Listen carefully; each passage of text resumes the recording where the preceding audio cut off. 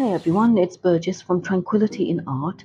I really wanted to remind you that after this failed attempt at using the hake after a year's worth of not using it, so I did the painting again. Not this one, another one. But the reason I wasn't happy with this one, if you recall from that previous video, and I'll put a link to that in the description box below, to this painting in the description box below. If you look at the foreground here, it's a little bit muddled up and messy. So I wasn't happy with it. I mean, I was happy with the sky and the trees and even the background trees here and the birds and the lighting. That was great.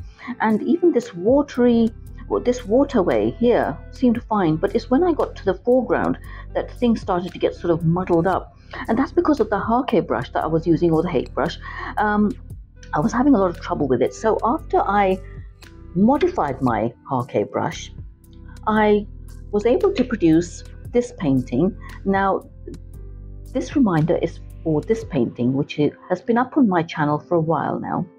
And I really wanted to remind you that it's there and for you to check it out. It's again an imaginary scenery, and it was painted after that previous attempt I showed you. After I modified this brush, what I did was I first of all took off 3/4 of a centimeter off the top here.